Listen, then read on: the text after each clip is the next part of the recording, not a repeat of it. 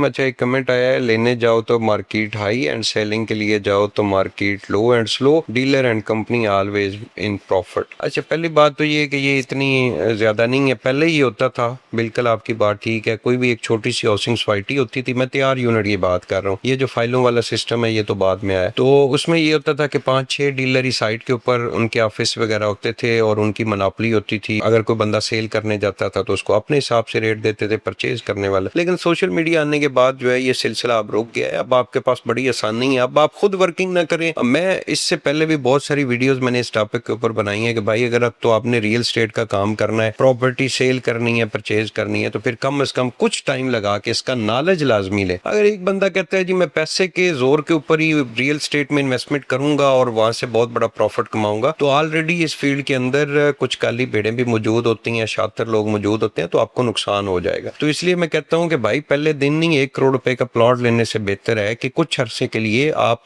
Real estate market को समझें कि रियल स्टेट मार्केट कैसे काम करते हैं। मिसाल के तौर पे आप एक प्लॉट सेल करने के लिए जाते हैं, तो पहले दिन ही आप किसी डीलर को क्यों जाके कहते हैं कि मैंने ये प्लॉट सेल करना है और मुझे बड़ी इमरजेंसी है, मैं ये काम करना है, वो काम करना है, तो बस फौरन से आज के दिन में सेल कर रहे। ऐसी बात करोगे तो भाई साहब वो तो आधी कीमत लगाएगा। आप वहां पे पहले वर्किंग करें। मिसाल के तौर पे एक हाउसिंग सोसाइटी, उसके अंदर 7 मरले का आपका प्लॉट है, आप जाके वर्किंग करें कि जिन स्ट्रीट्स के अंदर आपका प्लॉट है उन स्ट्रीट्स के अंदर कौन कौन से प्लॉट फॉर सेल आए हुए हैं इस वक्त मार्केट के अंदर। फिर आपको एक आइडिया होगा, फिर मुख्तलिफ डीलर के साथ जाके डिस्कस करें, उसके बाद लोगों को बताएं कि हाँ भाई मेरा भी एक प्लॉट है, मैं सेल करना चाह रहा हूँ। फिर आपको आइडिया हो जाएगा कि आप क्या कहते हैं। बाकी रही बात आपको कि डीलर को बहुत ज्यादा प्रॉफिट होता है, नहीं भाई ये पुरानी बातें रह गई हैं। अब डीलर को इतना ज्यादा कोई प्रॉफिट नहीं होता। ये ऐसी बात है जैसे ओवरऑल पाकिस्तान के अंदर एक बात चल रही होती है, किसी की भी बड़ी गाड़ी देख के कहना कि आराम के पैसों से इसने ली है। ऐसी बातें नहीं होती। डीलर भी अपनी जायज जो कमीशन होती है वो लेता है। पहले आप तय कर लें अपने डीलर के साथ। डीलर को कहें कि भाई साहब ये मेरा 50 लाख रुपए का प्लॉट है, मार्केट रेट भी 50 लाख रुपए, आप 50 लाख रुपए के ऊपर सेल करो, मैं आपको 1% या 2% कमीशन दूंगा। और इसी तरह